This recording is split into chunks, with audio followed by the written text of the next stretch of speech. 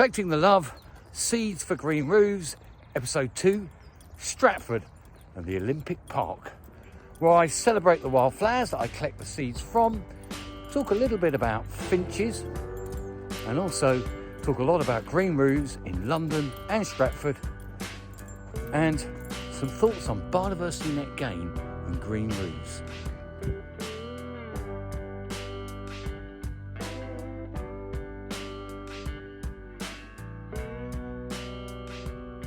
So here am I on the Greenway, up by the Olympic Park, now West Ham's home ground. And in 1998 to about 2003, I did all the bird surveys here, prior to the Olympics, looking for black redstarts and kingfishers specifically.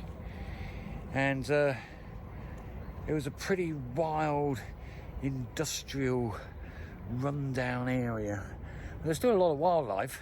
And today, obviously the Olympics, there's lots and lots of wildflowers because part of the Olympics was to deliver all those wildflowers. And it's a great place to come and pick seeds for green roofs. Now, certainly when I was coming around here, God, how many years ago, 22 years ago, however long, you really rarely came across Echium vulgare, which is Viper's bugloss. Now there's quite a lot of it. And also the other plant that I'm particularly interested that I only find up here at the Olympics is Spiny Harrow, which I managed to get grow on IKEA green roof this year. So I'm going to be collecting some of that. And also there's a lot of scabious, which is quite a difficult plant to get to grow on an extensive green roof. But there's 3 or 4 actually flourishing on IKEA this year, and they probably came from here. So I'm right at the entrance to the Queen Elizabeth Olympic Park in Newham. This is West Ham. And right in front of it there's all this scabious, toadflax and yarrow. But I'm going to collect myself some scabious. They're seed heads, so I'm just going to grab these ones because they're about to go. There we go, you can see the seeds. And they should be going in my bag. Well, people often ask me about seed collecting. I do what is known as responsible seed collecting, and in my view that is you leave more than you take. So I'm not stealing seeds, I'm spreading the love. And I'm very careful if there's species that are very sensitive, like harebell on Blackheath. I've never collected a harebell seed on Blackheath because there's only a very small patch of them. So it's just being sensitive, but also knowing that you're going to put wildflowers all over London's roofs, which is kind of a good thing to do. Well, been dodging the rain, but obviously when you're collecting seeds, you encounter finches, particularly goldfinches and linnets. And as a birdwatcher, somebody who's loved birds all his life, you could say that I might feel guilty about stealing their food.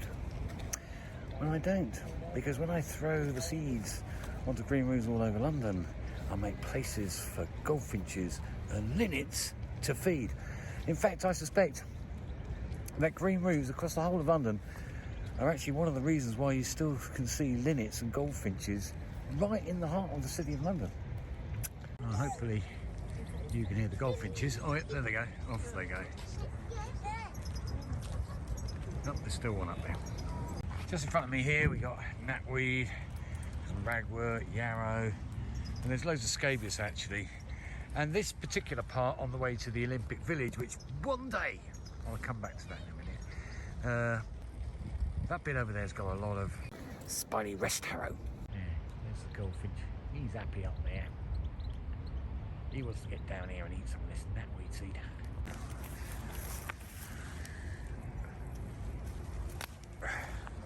Got a lot of Viper's bugloss, all those lovely herbs, oregano, basil, and over there, lots of scabious. And lots of finches, and lots of butterflies, common blue, whites, meadow browns, gatekeeper, small heath. That's just great. And my colleague Gary Grant, with my consultancy, designed the green roofs on Chobham Manor. And so all those buildings got green roofs, and so is the Olympic Village, and quite a lot of Westfield too. So this habitat in the Queen Elizabeth Park is extended all over Stratford. And actually, in parts of Hackney too. So there's trouble. But this is Stony West Harrow, and it's just a cool plant. And only last year I collected some seeds from here, threw them on IKEA, and there's one Spiny West Harrow growing on it, and I want to have more next year. So after that stroll around the Olympic Park and the general neighbourhood, you know, it's like 25 years ago I was walking around all this industrial blight, but it was full of wildlife. Now the Olympics and regeneration has transformed this part of East London. There's still wildlife here, and green roofs are part of that story. For there are large amounts of green roofs all the way along the Lee Valley, in Newham, Hackney, Tower Hamlets, and though we can't see them, they're actually part of the network of wildlife habitat in this part of the world and across London. I've just had a brilliant idea about how we can improve the green roof of the Olympic Village, East Village it is now called. We could get mischievous youth of Newham. We could get them to make seed bombs with the seeds that I've collected all over South East London, East London and Kent. And we could put the seed bombs in paintball guns.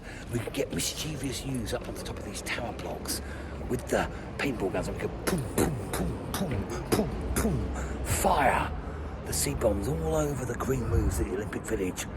Mischievous youth will love it. I will love it. The green roofs will love it. And so will the finches. Now that's what I call really spreading the love, and also that's what I call real urban guerrilla gardening. Don't you reckon, Richard Reynolds?